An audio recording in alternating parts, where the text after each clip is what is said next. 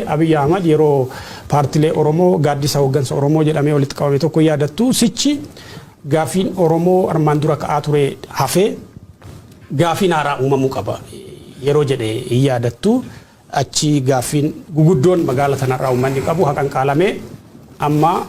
sadarkaa ilaalchi gaafii Oromoo magaalaa sana keessatti bakka bu'u danda'u akka dhufnetti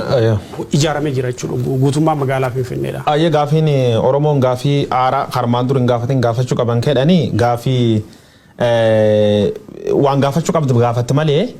lafa kaatee waan gaafattu namkoos hin qabne waan gaafata nami dubrin fuudhin yookaan haadhu warra nooratin ilmi hin gaafata rabbi duratti haadhu warra naa kennedha gaafiin Oromoon gaafat by the way tayo uniti yot khayade wanna da misen sama adana shababe khisa kantiba da mal wanna da jirayon wanjete uniformin adda sun appreciate godu gamna galmi warri khe jirim midaga sun appreciate godu gamna wan sun dabarte addi nagar ani yero tok tok na jaib di jijirama edani jijirame chun ilmina ma jijiram khisati ilmina ma hattu yo taye yo hattu tarkir rakhutani yo kansari qabat kansari wanni way xey kan qulqulleessani fidan male ilmina magana suufi xeyete galgale t-shirt xeyete wan gabbeef jijiram jecherani yo nun cufsinu dam taw xey nagarsis male guddo wani ka qabatin mani mari khamma magal Finfinne xesat nday yero baye kantiboti magal Finfinne bar wayane le oromum turte baranalle maqaf Oromo garo Oromo of gati buusu dandeetto miti jechu wanni wal soban injurtu cufti sani beeloftotum gara ofiti jiraatu ajajum gubbarra dhufeen bulti hikkan adda khasiin Oromo gootin jirtu jechu Adaanech Abeebee kantiba magaala Finfinnee ta'uun duratti akkuma isin taateenim magaala Finfinnee keessatti irreechi Oromoo irreechi guddaan inu gurame eegusun qonnaan bulaan Oromoo lafirra buqqifamu saamamu ariyamu calla adun tayni lafti Oromoo gare baardaar irra dhufteef qoodamu jalqabdee jechu Oromoo wal qixeessuuf uumat namishanillee yoo wal qabatee dhuf amma filosoofi kana jalqabe bara Adaanech fa bara biixan keessa namu lammiilee Itoophiyaati lakkoofsaan guddate xiqqaate waliin caalu waan jedhan tokko jira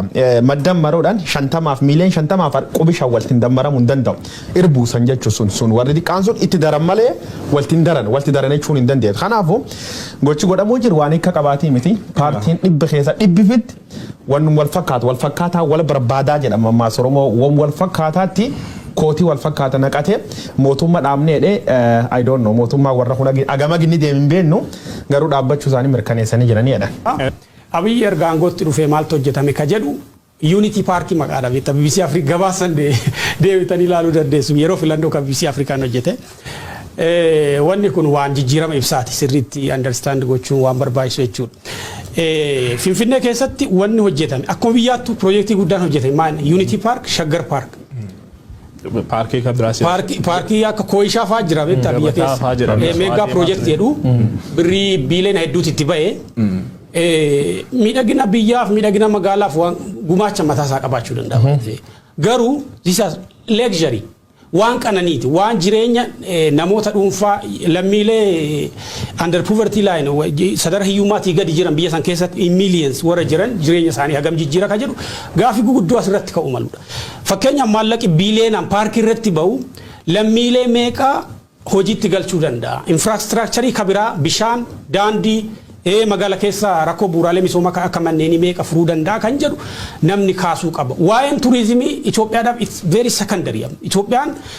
GDP ishee keessatti turizimiin gaheen inni qabu baay'ee xiqqaadha. Masqala dawaayiin amma sadarkaa sanatti ijaaramee bareeduun wanni namni jibbu hin jiru. Garuu diinagdee Itoophiyaa keessatti inpuutii hagamii qaba. GDP Itoophiyaa keessatti hagam gumaacha ka jedhu gaafii guddaan beektaa. Na warra biyya bulchan kun gar caalaan isaanii waan cosmetic waan bareedu wayii safara biiroo bareechuu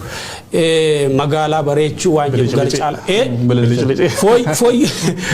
by the way namni yaabelloo qarqara yaabelloo jiraatu waan akkasii arguu hin barbaada bar sigalee jechuun hiree akkasii argatuun lammiileen qixa equity waan jedhamu jira qabeenya irratti qixa fayyadamuu qixa hirmaachuu waan jedhu garuu magaalaa Finfinnee keessatti waggoota sadii darban wanni raawwatame waan misooma biyya kanaaf fagoo deemsisuu hin dandeenye jechuudha fi kabira ammoo magaalaa Finfinnee dhiyoo as erguma Adaanech dhuftee maal irra ba'e ka jedhu gaafii guddoo diggisi baay'ataa ture sermonii ture cidha ture magaalaa bakkeewwan garaagaraa hiriir biltiginnaa hiriira ture kabiraammoo magaalaa kudha tokkoffaa tokko hundeessaniiru lammii kuraa ka jedhu I think Oromoon lafsanatti baay'atiin beeku waan Oromoo bakka bu'aa achi keessa jiraate gaafiidha lafa gurguruu irratti bara kana keessa yoomiyyuu caalaa magaalaa keessatti lafti akka gaarii chabachabamaa jira kaadiree mootummaatiin jechuudha immoo sababa kanaan namoota muraasaatiin magaalaa san keessatti Oromoon maal argate maqaa taranyaa jedhu baala gizee waan jedhu wayii baala taraa waan jedhu wayii arrabsoo akkasii irraa kan hafe magaalaa kana keessatti gaafiin Oromoo deebitee hoo jiraate gadi baanii sulleen waan gaaf jalqabaat barta akkaleen faan jirsun diqqoo tokko Oromoon fardeeniin dhufta choolte sirbitee waan galtuufi waayuma Oromoo tan argane naan baala tara jedhan gaafasillee wanni adda Oromoo godhamin jirtu yaaliin godhamtiin jirti yaaliin sulleen dafaniitiin rukutanii milkaa'uu hin dandeenye jechuudha kanaafuu qabsoo Oromoon goot keessatti qabsoo Oromoon goota shiftaa Abiy Ahmediitiin butamte tan keessatti maalti ture jennee hafuudhaannu jalqaba irratti gaafiin gugurdoon Oromoon gaafat afur tokko dhimmi Finfinnee magaali Finfinnee magaal gudditti Oromiyaa ta'uusii mirkanaa'u hagaafatan kan lammeessoo afaan Oromoo afaan hojii mootummaa federaalaa kan utaane sadaffaa dubbi daangaan Oromoo gamgamaan jira kabajamu afraffaan ammoo bilisummaa walabummaa mirga lubbuun jiraachuu jechuudha afranuu kanaaf qabsoomne afranu bar wayyaani hanqatee jechuu gaafin Oromoon gaafat fakkeenyaaf dhimmi Finfinnee keessa diqqaaddi guddaddi Oromoonni naannoo Finfinnee kan jiraatan Oromoon olla Abrahaam Birruufaani duri caffarte nagaan kafartoo dhugulleen fartoo fi dhugee kajima bitatulleen jima bitatee sirba gala akkana miti namni tokko hatti dubbatin jiru jechuu ammaan tan maal Oromoo baadiyyaa dhuftu wanne Haacaaluu Hundeessaa fa katama keessatti qabanii tuma turanii miti nuucuuf katama keessatti nu sosodaachisa turanii miti halamaffaa ammoo dubbi afaaniiti afaan Oromoo afaan guddoo gangaa afaan Affaarfaa afaan maanii afaan gaafiin akkasiituun ka'e wal bir qabanii nurra qoosanii jechuudha sadaffaa dubbi daangaa mooyyal bordodde maalti deebi'amuun jira mirga walabummaa lubbuun jiraachuu walabummaa maalti jira Oromoon duri mani dhaati baafame jema kanaafuu wanni Oromoon gaafa tokkin deebimne murni kunini murni Oromoo bakka bu'uu danda'u miti mammaas farda tokkoon isanii fixa namicha duri abbaani nam qaroo beekama goota fardi qaba fardi isa kunini baay'ee kabajama abbaan yaabbatee bakka deemuun deemoo deebisu aadirra ihee tiksitu sana moriitti suufi jira beekta nam kana kenna been bishaanoo baas margi nyaachisii jedhaan yoonni wanni edhaani namaachu sirn minilik sirn naaftanyaa deebisu jala Finfinnee keessatti ilmu Oromoo tokko caala yookaan artist Oromoo tokko caala yookaan nam beekama Oromoo tokko caala yookaan qote bula Oromoo tokko kanaanno suni dhufe Finfinnee bareechuuf fardaan dhuf caala siida minilik ha naannoo Goorgis dhaaba sunti irkabaj qaba poolisiin bira yaate jechuudha ekhera eegan masaara keessan eegan armaan eegan jechuudha kanaafu Adaanech Abeebee faan suufii warri naqaddansaa mani warri keettaa illee manbareedaa isiillee maqaa Oromoo qabattettiin